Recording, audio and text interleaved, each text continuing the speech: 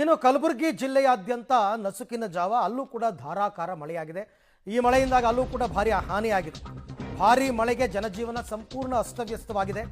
ಜನ ಹೈರಾಣ ಆಗ್ಬಿಟ್ಟಿದ್ದಾರೆ. ನಿರಂತರ ಮಳೆಯಿಂದ ಪಡಸಾವಳಿ ಗ್ರಾಮದಲ್ಲಿ ರಸ್ತೆ ಮೇಲೆ ನೀರು ಹರಿತಾ ಇದೆ. ಆಳಂದ ತಾಲೂಕಿನ ಪಡಸಾವಳಿ ರೋಡಲ್ಲೆಲ್ಲ ನೀರು ಕಂಪ್ಲೀಟ್ ತಗ್ಗು ಪ್ರದೇಶಕ್ಕೆ ಹೋಗಿದೆ. ಭಾರಿ ಮಳೆಗೆ ಕೊಚ್ಚಿ ಹೋಗಿದೆ ರಸ್ತೆ, ಸಂಚಾರವೆಲ್ಲ ಬಂದ್ ಆಗಿದೆ. ಹಳ್ಳದ ನೀರು ಗ್ರಾಮಕ್ಕೆ ನುಗ್ಗಿ ಗ್ರಾಮದಲ್ಲಿ ಕೆಲವು ಮನೆಗಳಿಗೂ ನೀರು ನುಗ್ಗಿದೆ.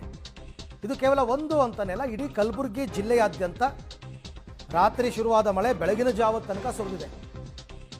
ಹಾಗಾಗಿ ಇನ್ನೂ ಹವಾಮಾನ ಇಲಾಖೆಯವರು ಹೇಳೋ ಪ್ರಕಾರ 5 ದಿನ ರಾಜ್ಯದ ಹಲವು ಜಿಲ್ಲೆಗಳಲ್ಲಿ ಭಾರಿ ಮಳೆ ಆಗುತ್ತೆ ಅಂತ ಮುನ್ಸೂಚನೆಯನ್ನು ಕೊಟ್ಟಿದ್ದಾರೆ. ನೋಡಿ ಯಾವ ಪ್ರಮಾಣದಲ್ಲಿ ನೀರು ಹರಿತಾ ಇದೆ ರೋಡಲ್ಲಿ.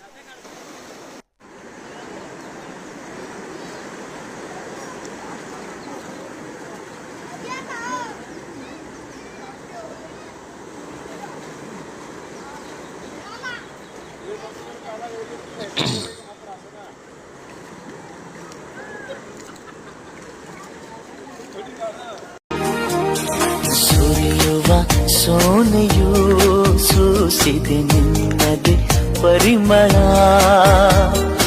ಇನ್ಯಾರ ಕನಸಲು ನೀನು ಹೋದರೆ ತಳಮಳ.